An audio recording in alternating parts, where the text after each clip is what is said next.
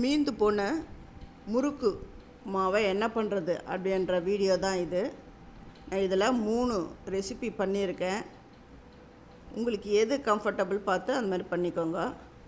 முறுக்கு பேட்டர்லாம் மீறாது, நாங்கள் எல்லாத்தையும் முறுக்கே பண்ணிவிடுவோம் அப்படிங்கிறவங்க அது உங்கள் இஷ்டம்.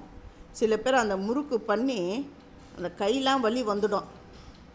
என்னாஃப் இது போதும், முறுக்கு பண்ணினது போதும் அப்படின்னு அந்த முறுக்கு பண்ணி பண்ணி சலிப்பு வந்துடும், போதும் இதோட நிறுத்திக்கலாம் அப்படிங்கிறவங்க, அந்த மாவு மீந்து போச்சுன்னா என்ன பண்ணுறது அப்படின்னு கன்ஃபியூஸே வேண்டாம். அதில் 3 விதமான ரெசிபீஸில் தோசை பண்ணியிருக்கேன், அப்புறம் பணியாரம் பண்ணியிருக்கேன், பக்கோடா பண்ணியிருக்கேன்.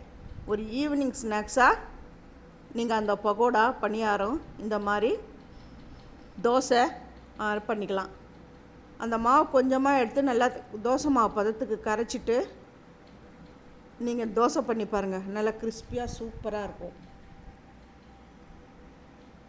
அது ஒரு டிஃபனாகவும் நீங்கள் இந்த மத்தியானம் பசங்க ஸ்கூல் விட்டு வந்தோன்னா அது ஒரு டிஃபனாக கூட நீங்கள் செஞ்சு கார சட்னியோ ஏதோ வச்சு நீங்கள், இல்லை தேங்காய் சட்னியை வச்சு கூட நீங்கள் சாப்பிட்லாம், அவ்வளோ நல்லாயிருக்கும். அடுத்தது பக்கோடா பண்ணியிருக்கேன். இது ஃபுல் டீட்டெயில் வேணுன்றவங்க என்னுடைய சேது சித்ரா கிச்சனில் போய் பாருங்கள், நல்லா கிளியராக நான் சொல்லியிருப்பேன்.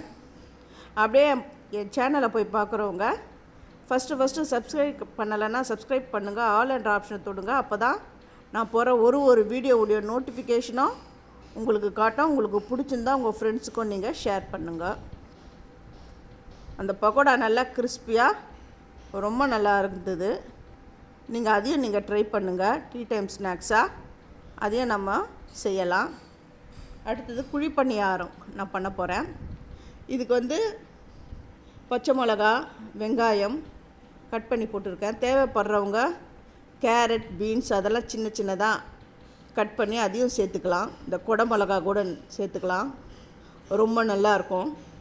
இந்த குழி பணியார சட்டியில் நீங்கள் விட்டு இந்த மாதிரி கூட எடுத்து நீங்கள் செய்யலாம். இந்த டேஸ்ட்டும் அவ்வளோ சூப்பராக இருந்தது. நீங்கள் ட்ரை பண்ணிவிட்டு எப்படி இருந்ததுன்னு எனக்கு கமெண்ட் பண்ணுங்கள்.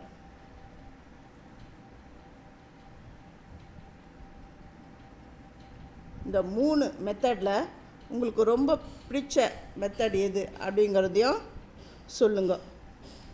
நான் இந்த 3 மெத்தடையும் நான் செஞ்சு அதை டிஸ்பிளேயில் வச்சுருக்கேன். அதை பாருங்கள், தோசை, குழி பணியாரம், பக்கோடா.